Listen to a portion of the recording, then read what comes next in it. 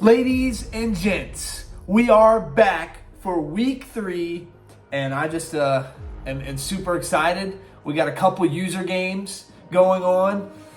Once again, don't have those clips, but we do have coach interviews this week, and so we're super excited for that. Coaches interviews always get the juices flowing, and so I'm looking forward to hearing from what some of these coaches are going to say. As always, I am Gus Johnson here, the recap franchise extraordinaire, and I'm just looking forward to kind of jumping into some of these games. So without further ado, let's dive in. All right, first up, we got old Jake McKenzie and those little lions, little pesky lions. And unfortunately, sometimes this happens. Jake wasn't able to play his game, so he just asked the commissioner to go ahead and give him his one annual sim dub.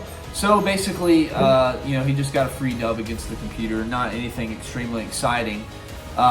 His computer wanted to make it interesting. Apparently, it was 17-14. It was quite a close game there. I mean, obviously, it was rigged. It was in the books that he was going to get the W, but still, they wanted to make it kind of as close as you could, I guess. But yeah, not really much else to say here. Unfortunately, without him playing his game, it's just kind of a mundane score, and he just got the sim dub. So, Lions win 17-14.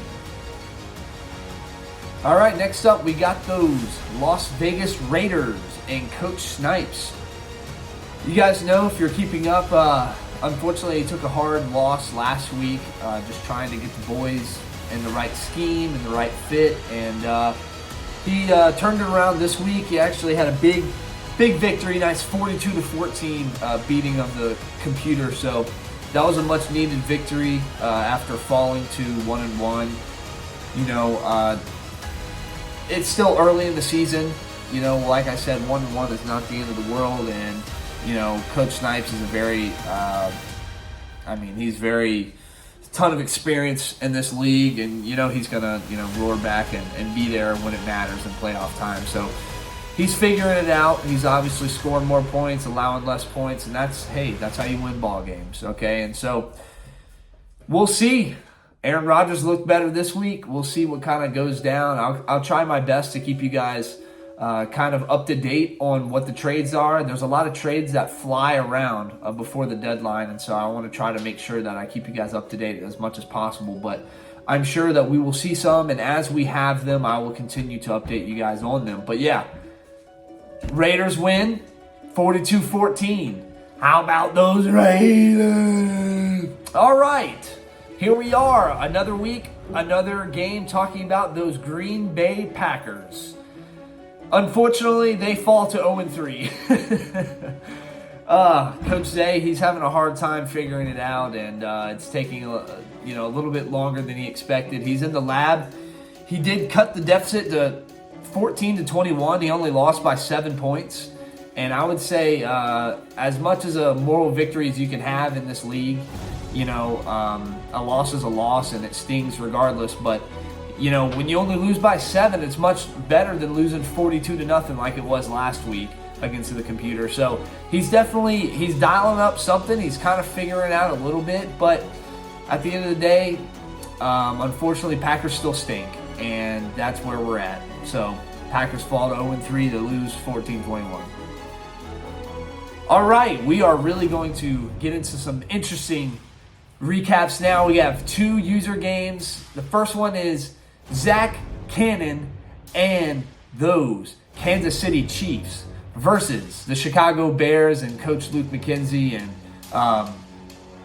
just excited for what both of these guys got going.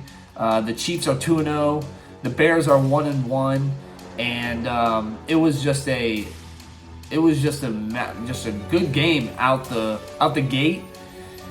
It was going haymaker with haymaker. It was just a ton of turnovers in this game, a lot of picks thrown by each quarterback. But at the end of the day, the Chicago Bears were able to pull it out 43-23. It ended up being a 20-point victory for the Bears.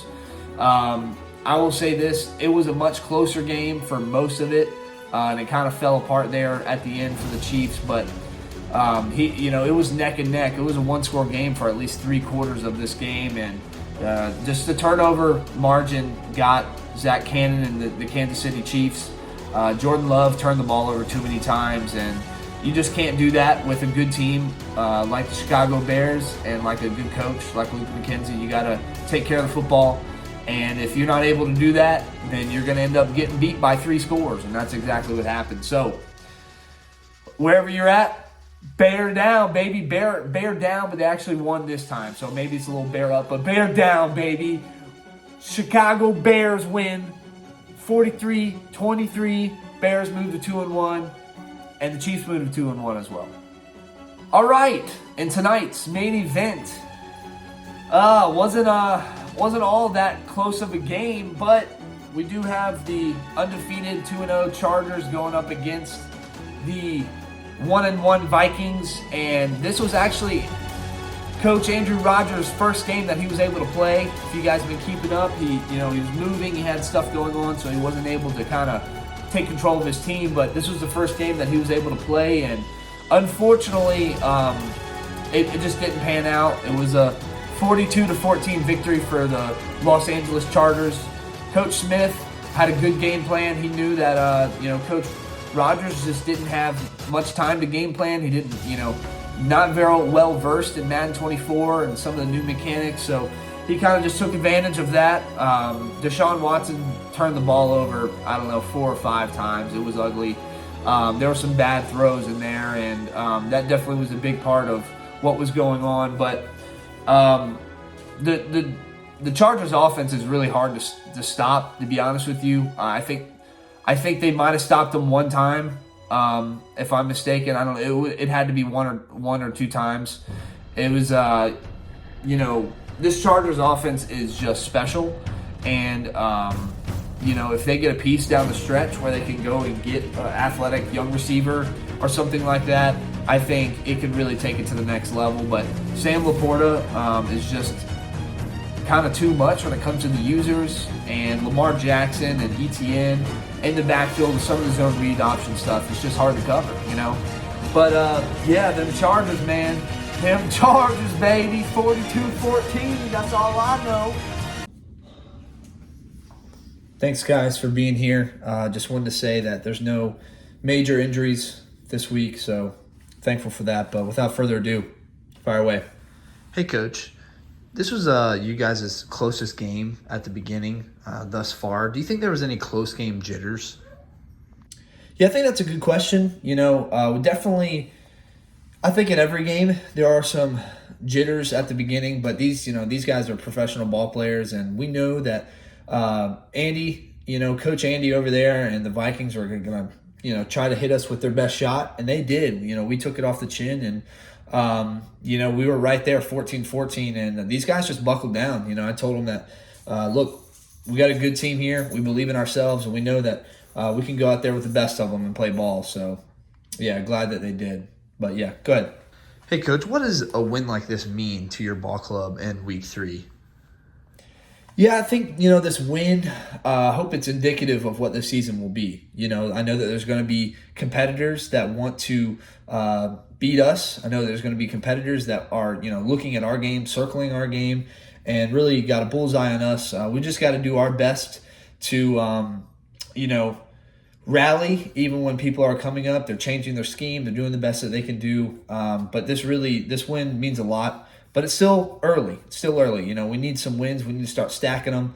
We need to, win in November and December, and really to be excited about it. But, we're going to enjoy it for now, and then we're going to move on. So, yeah, go ahead. Hey, Coach, you guys really got gashed on the run game quite a bit. What are you going to do in the future to minimize some of that? Yeah, that's a good question.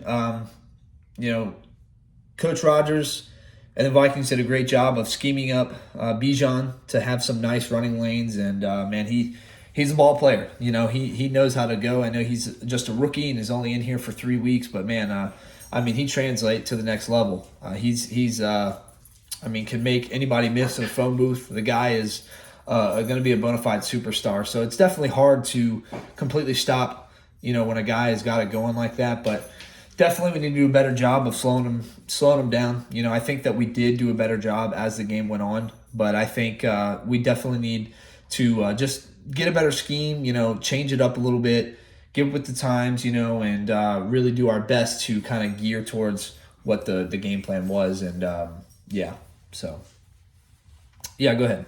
Hey, Coach, obviously great win today. Got next week against Chris. What's the game plan? How are you guys feeling about going up such a tough competitor like Chris Snipes and the Raiders?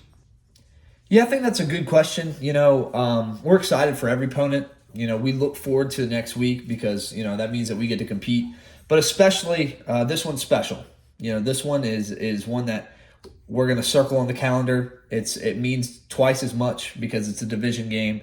And, there are roots in history that go back to myself coaching and Coach Snipes over there who's coaching the Raiders. So this one definitely means a little bit extra to me and I'm sure to himself as well. So the guys will, be fired up, be ready to go. I know the coaches will be fired up. So we definitely look forward to that challenge and getting ready to play ball. But thank you guys.